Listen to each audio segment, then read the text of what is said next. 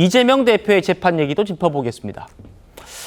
이재명 대표가 1심에서 징역형 선고받았죠. 선거법 사건 항소심 재판이요. 내일 시작됩니다. 항소심이요. 아시는 것처럼 3월 12일까지 2달 동안은 새로운 사건은 전혀 맞지 않고 이재명 대표의 선거법 사건, 항소심 사건, 이 사건만 집중적으로 심리할 예정인데 조기현 부위원님, 오늘 언론 보도 보니까요. 이재명 대표 변호사가 재판부에 증인 신청서를 7건을 냈대요. 국민의힘에서는 저 한 건 한 건마다 최소 1명씩 들어있기 때문에 최소 증인을 7명 신청한 것이고 더 많을 수 있다. 그래서 재판을 좀 지연하려는 것 아닌가 벌써부터 이런 주장도 하더라고요.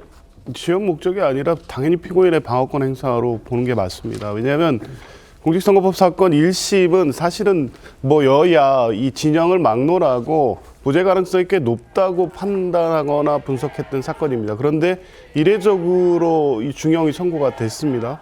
그리고 거기에 덧붙여서 민주당으로서는 430억에 이르는 선거 보전금 반환 문제까지 달린 문제이기 때문에 1심 결과를 항소심에 번복하기 위해서 쓸 수 있는 모든 수단을 동원해야 되는 겁니다. 그러면 1심에서 불리하게 판단된 부분에 대해서 증인신문해야죠. 그리고 관련된 증거 제출도 당연히 해야 되는 겁니다. 물론 재판부는 그렇다고 해서 이 증인신문을 하는 데 있어서 모든 길에 한 명씩 하고 이렇게 하지 않습니다. 모아서 하고 재판부가 원래 예정하고 있거나 계획하고 있는 일정대로 진행할 겁니다. 증인이 7명이든 아니면 그 추가가 되든 간에 그것은 재판 지연 절차, 지연 목적은 아니라는 것은 분명하고 항소심 재판부도 적어도 그런 부분에 대한 방어권 보장은 충분히 해줄 거로 생각을 하고요. 이미 12일까지 그 배당 중지의 의지를 통해서 재판을 신속하게 하겠다고 하고 있습니다. 그렇다면 증인이 추가된다고 해서 일부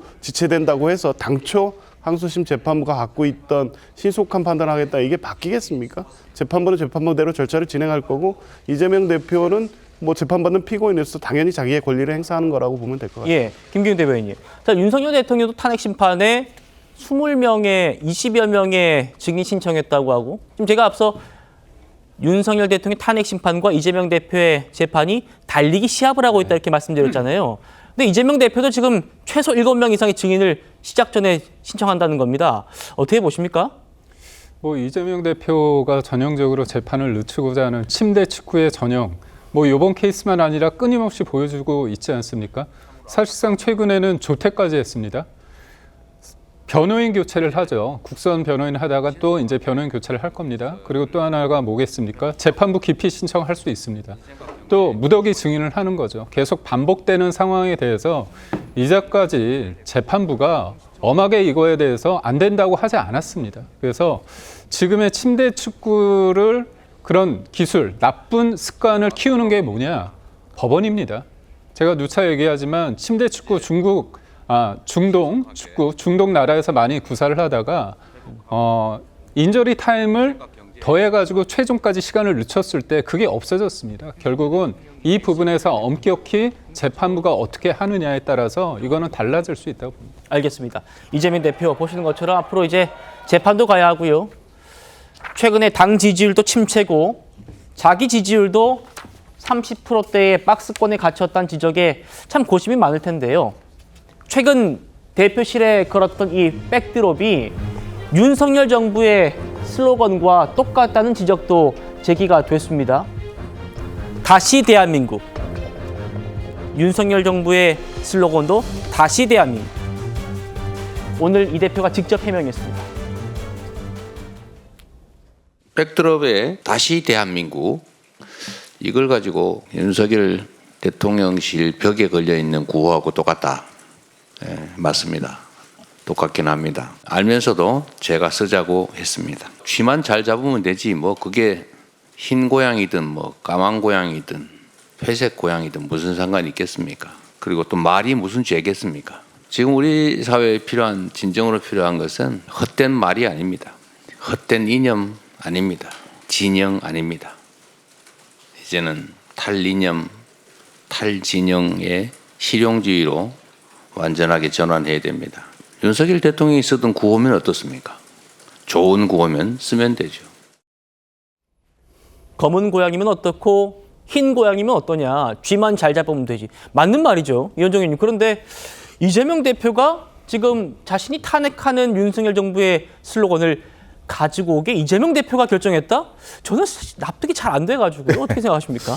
뭐 이제 등사할평의 이 흥묘 백묘론을 이제 가져와 실용주의를 이야기를 하고 있는데요.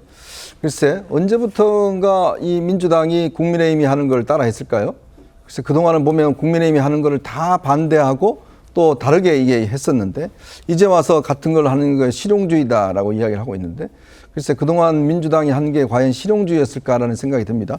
오늘 이재명 대표 잘 이야기를 했습니다. 탈이념, 탈진영으로 실용주의를 완전하게 전환해야 됩니다라는 이야기를 하셨는데 이건 아마 스스로가 한번 되돌아봐야 될 문제인 것 같습니다. 지금 뭐 최근에 민주당이 그동안 쭉 해왔던 거 29번 탄핵 소추한 게 과연 실용주의일까요? 그리고 여러 가지 뭐 법안들 정부가 반대하는 거 뻔히 알면서 계속적으로 정부안을 내면서 했던 게 과연 실용주의일까요? 그리고 또 이 특검 이런 것들을 남발한 게 과연 실용주의일까요? 정말 국민들이 원하고 있는 것들 지금 보면요. 반도체법이라든지 뭐 등등 여러 가지 지금 국민들의 정말 산업을 위해서 필요한 법들이 많습니다. 근데 그 법안들을 누가 통과 안 시키고 있죠? 결국 민주당이 지금 계속 통과시키고 있지 않지 않습니까? 계속 정책 사안들만 가지고서 논쟁을 하면서 통과시키고 있지 않아요? 자, 중요한 말씀하셨습니다. 실천이 중요하다. 구호가 뭐야 중요하냐 하셨습니다. 보여주세요. 보여주는 건 무슨 방법이냐? 지금 국회에서 계류되고 있는 여러 가지 국민들이 정말 필요한 법안들 지금 민주당이 계속 붙잡고 있는 거 아니겠습니까? 그것부터 먼저 하고 그 다음에 우리가 실용주의 하겠다고 이야기를 하면 제가 믿겠습니다. 근데 그런 거 일체 없이 말로만 실용주의 하니까 국민들이 못 믿는 거 아니겠습니까?